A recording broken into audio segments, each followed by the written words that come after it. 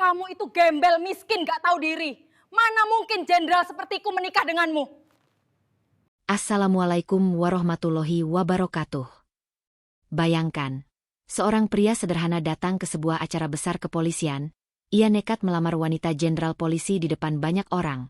Namun ternyata, sebelum kita mulai, kami doakan yang subscribe dan like supaya dilancarkan rezekinya dan dilunaskan hutangnya. Komen amin di bawah ya. Sejak kecil, hidup Rohman jauh dari kata mudah. Ia lahir di sebuah kampung kecil di pinggiran kota. Anak dari seorang buruh tani yang meninggal ketika ia masih berusia belasan tahun. Ibunya seorang penjual sayur keliling, yang rela berkeliling dari pagi buta demi bisa menyekolahkan Rohman. Namun takdir berkata lain. Ibunya pun wafat saat ia baru lulus SMP. Sejak saat itu, Rohman hidup sendirian, menanggung kerasnya dunia tanpa sandaran keluarga.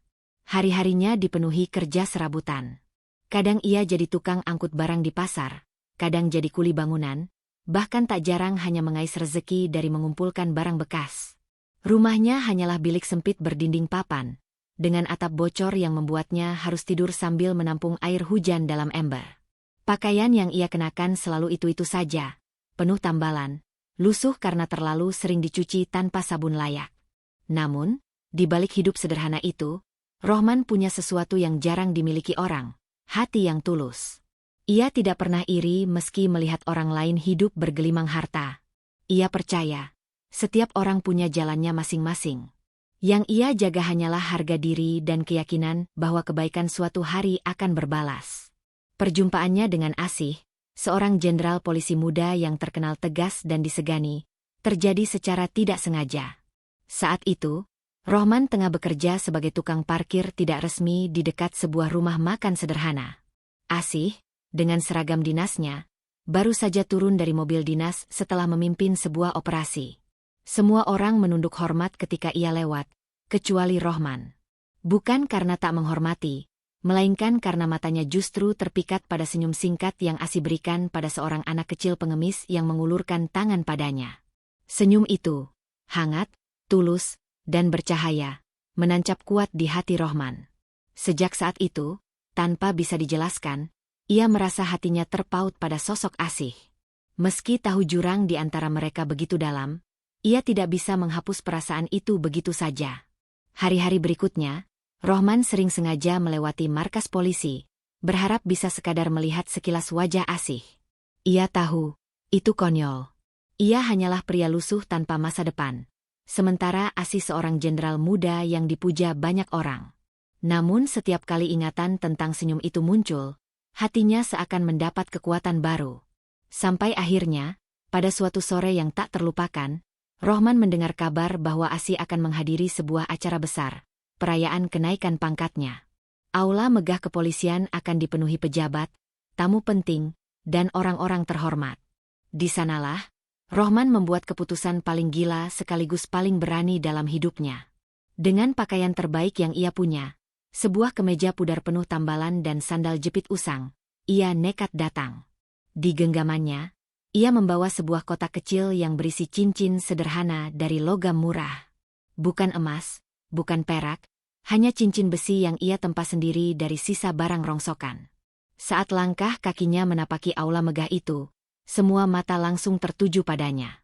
Tamu undangan berbisik-bisik, ada yang menutup hidung, ada yang menertawakan. Siapa gembel ini?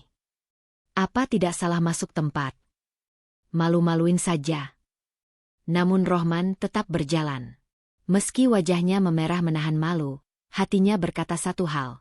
Lebih baik dicemooh karena keberanian, daripada menyesal seumur hidup karena tidak pernah mencoba. Ia berhenti tepat di depan Asih yang berdiri gagah di panggung. Seragamnya penuh tanda kehormatan. Aula menjadi hening. Semua orang menunggu apa yang akan terjadi. Dengan suara bergetar, Rohman berkata lantang. Nama saya Rohman. Dan hari ini, saya datang untuk melamarmu, Asih. Suasana pecah. Tawa, ejekan, teriakan marah bercampur menjadi satu.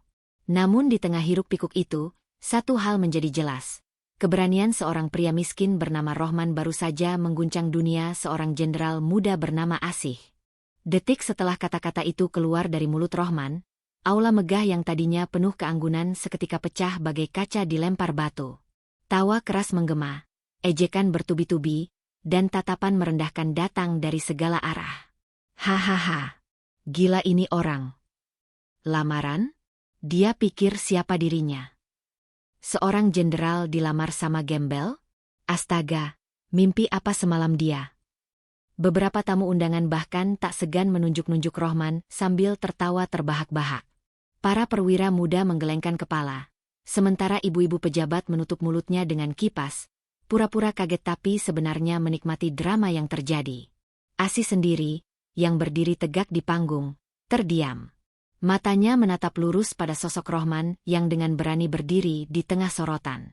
Ada campuran rasa kaget, marah, sekaligus, entah mengapa, sedikit iba.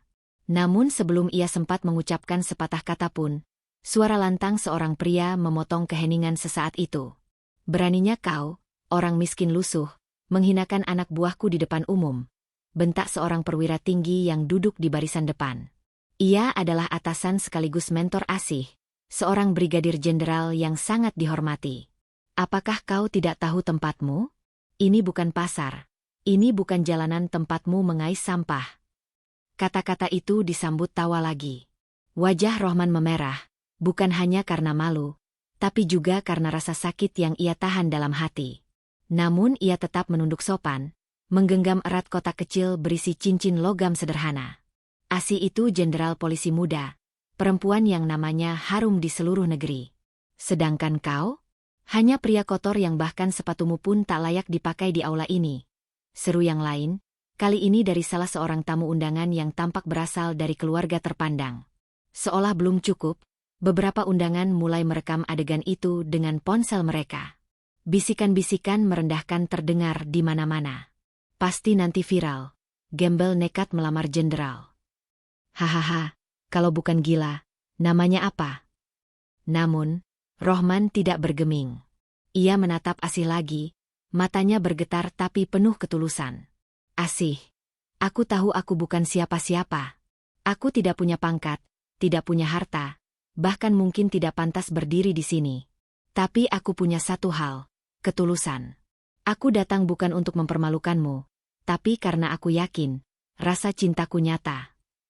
Kata-kata itu sempat membuat seisi ruangan terdiam sejenak. Namun keheningan itu cepat pecah lagi oleh suara tajam seorang wanita parubaya yang berdiri di sisi panggung. Dialah Ibu Asih, seorang wanita anggun yang terbiasa dengan dunia elit, tak bisa menahan emosinya melihat pemandangan memalukan itu. Cukup, bentaknya. Beraninya kau mendekati putriku. Apakah kau pikir cinta bisa menghapus jurang yang begitu dalam antara kalian? Asih pantas bersama pria terhormat, yang sepadan dengan dirinya, bukan dengan orang sepertimu. Suara keras itu menggema, membuat Rohman tersentak. Namun sekali lagi, ia menundukkan kepala dengan tenang. Saya tidak pernah bermaksud merendahkan. Saya hanya ingin menyampaikan perasaan saya, Bu.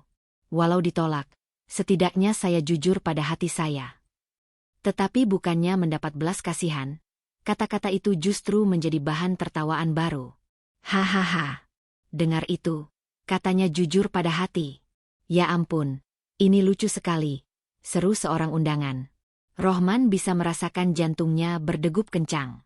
Setiap detik di aula itu terasa seperti 1000 jarum menusuk kulitnya. Namun ia tak beranjak. Baginya, lebih baik berdiri sebagai pria yang berani meski dipermalukan, daripada hidup selamanya dengan penyesalan. Asih, yang sejak tadi hanya diam, mulai merasa hatinya goyah. Wajahnya merah, bukan hanya karena malu, tapi juga karena konflik batin yang tiba-tiba menyeruak.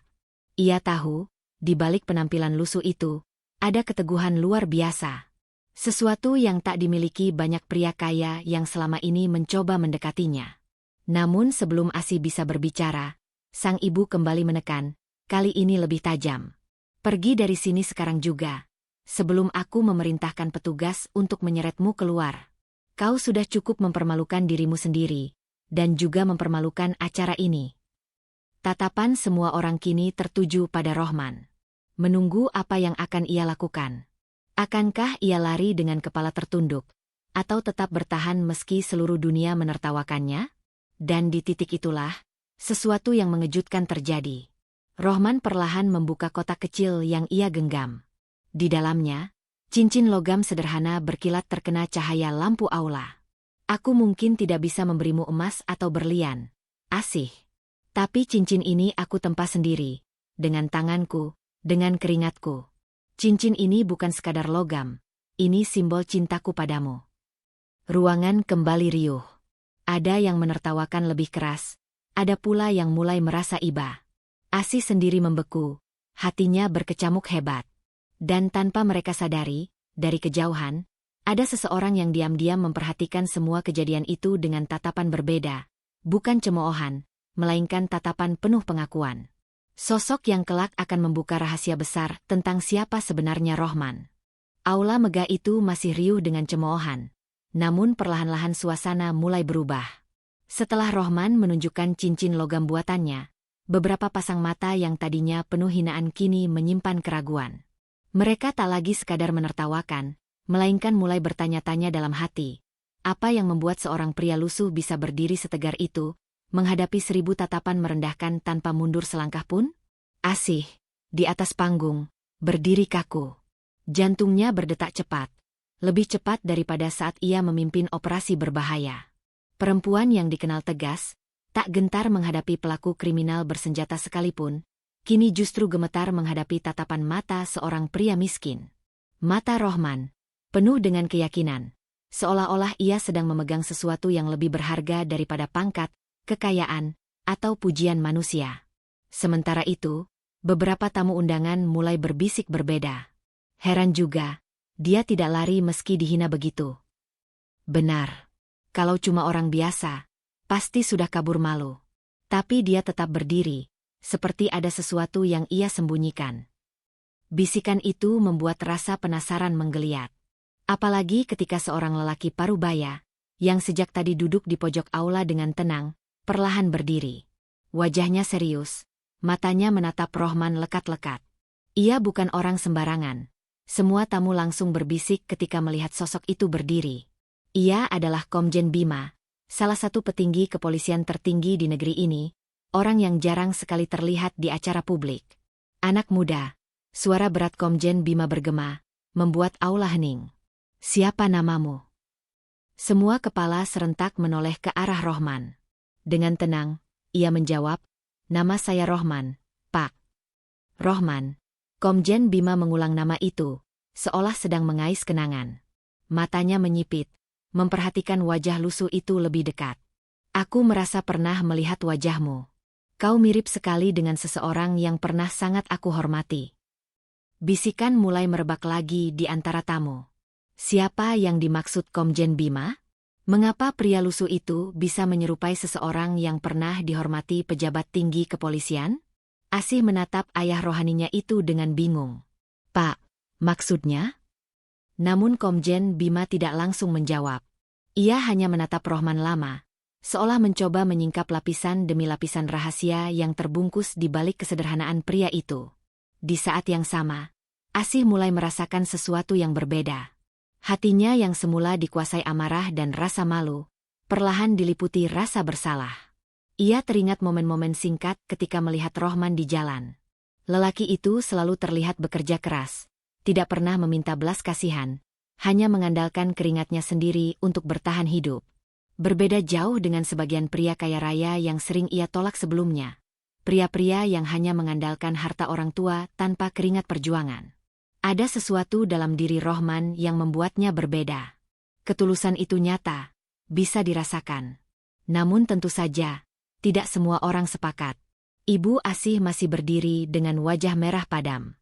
Ia menatap Komjen Bima dengan nada tak sabar.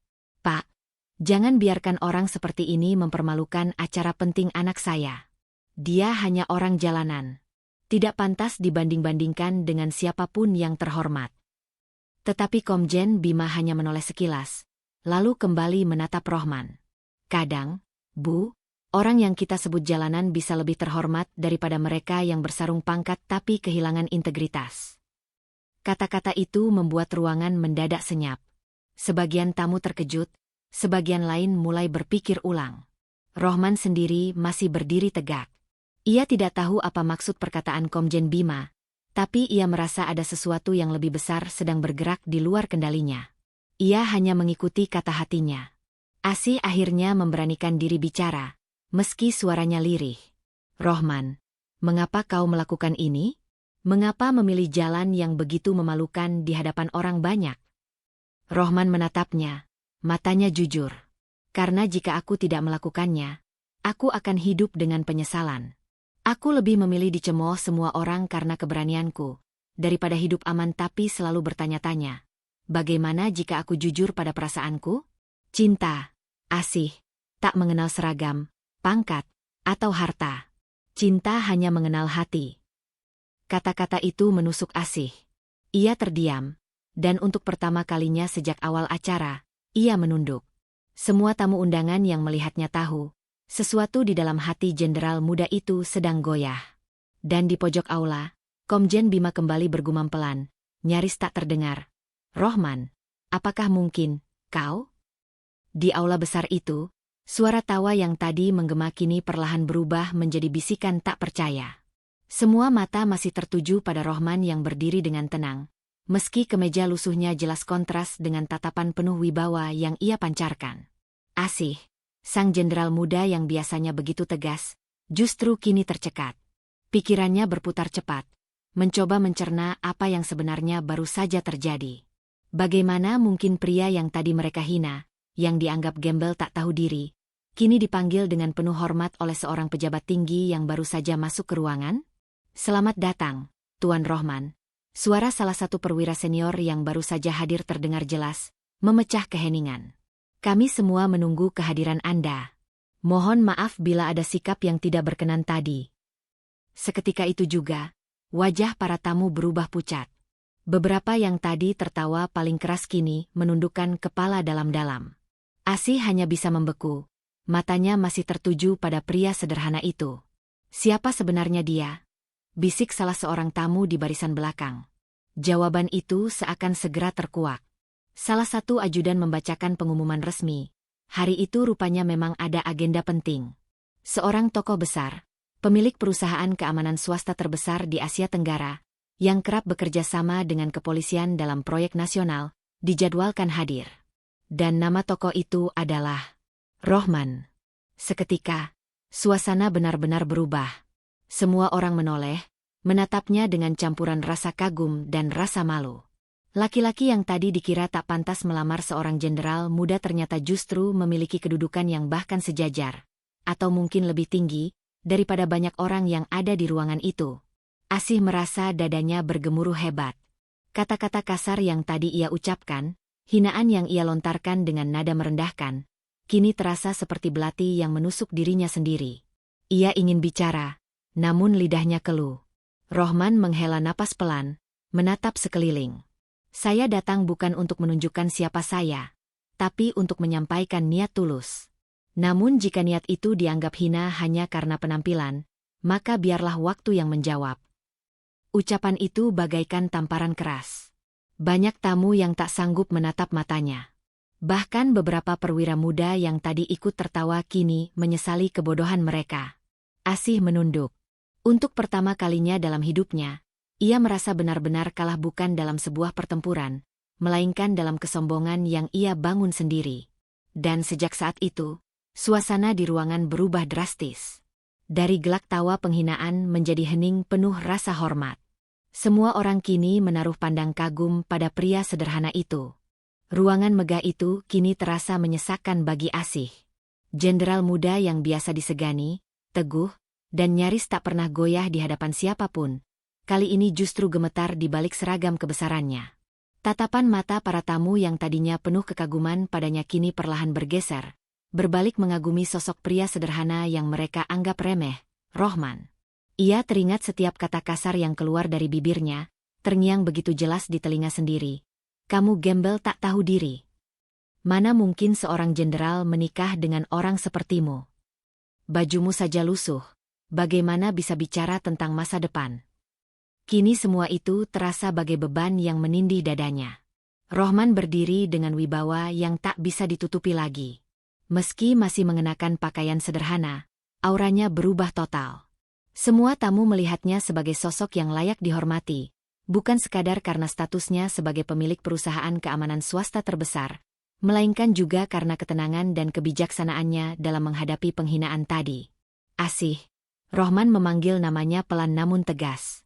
Suaranya tak meninggi, namun cukup membuat dada wanita itu berdegup kencang. Saya datang dengan niat baik. Saya tidak menuntut apapun, selain kesempatan untuk diterima sebagai seorang pria yang tulus mencintai. Tapi bila yang kau lihat hanya pakaian dan tampilan luar, mungkin itu tanda bahwa aku salah melangkah. Kalimat itu menusuk jauh ke dalam hati Asih. Di balik gengsi dan pangkat yang ia banggakan, kini ia melihat dengan mata kepala sendiri. Orang yang benar-benar bernilai bukanlah mereka yang tampak megah di luar, melainkan yang mampu bertahan dengan ketulusan dan prinsip yang kokoh. Beberapa perwira senior ikut bersuara, mencoba meredakan suasana. Jenderal Asih, ujar salah satunya. Anda seharusnya beruntung. Tak semua orang memiliki keberanian sebesar ini untuk melangkah ke hadapan Anda, apalagi dengan ketulusan yang nyata. Asih merasakan wajahnya panas. Air mata yang selama ini hampir mustahil keluar dari matanya, kini mendesak kuat. Ia menunduk, lalu perlahan mendekati Rohman. Semua tamu menahan napas melihat adegan itu. Rohman. Suaranya bergetar. Aku salah. Aku terlalu angkuh melihatmu dari luaran saja. Padahal, aku tahu, keberanianmu hari ini bukan hal kecil. Aku menyesal telah menghinamu di depan semua orang. Rohman menatapnya lama. Ada ketegasan di sorot matanya, tapi juga terselip kelembutan. Penyesalan itu sudah cukup. Aku tak datang untuk membuatmu merasa bersalah. Tapi aku juga tak bisa memaksa hatimu. Semua keputusan ada padamu. Asih. Aku masih tetap Rohman, dengan atau tanpa jas dan pangkat. Asih menutup mata sejenak. Keputusan besar itu kini ada di tangannya. Bila ia memilih gengsi, ia akan kehilangan seorang pria yang jelas-jelas lebih berharga dari sekadar status sosial. Bila ia memilih Rohman, ia harus merobohkan benteng keangkuhan yang ia bangun selama ini. Ruangan kembali hening. Lalu, di hadapan semua orang, Asih menarik napas panjang dan berkata dengan suara lantang namun penuh ketulusan. Aku memilihmu, Rohman. Bukan karena statusmu, bukan karena hartamu, tapi karena aku akhirnya sadar siapa sebenarnya dirimu. Seketika itu juga, tepuk tangan membahana. Beberapa tamu bahkan meneteskan air mata haru. Rohman hanya tersenyum tipis. Ia tahu, perjalanan mereka tidak akan mudah. Namun keputusan besar itu telah diambil. Dan untuk pertama kalinya, Asih tidak lagi berdiri di balik seragam kebesaran seorang jenderal, melainkan sebagai seorang wanita yang akhirnya belajar merendahkan hati demi cintanya sendiri. Pesan moral dari kisah Rohman dan Asih ini adalah bahwa penampilan luar, pangkat, atau harta tidak pernah bisa menjadi ukuran sejati dari nilai seseorang. Ketulusan, keberanian, dan kejujuran hati jauh lebih berharga daripada status sosial yang sering membutakan pandangan. Kesombongan hanya akan membawa penyesalan, sementara kerendahan hati membuka jalan menuju kebahagiaan yang sesungguhnya. Cinta sejati lahir bukan dari gengsi, tetapi dari keberanian untuk melihat dan menerima seseorang apa adanya.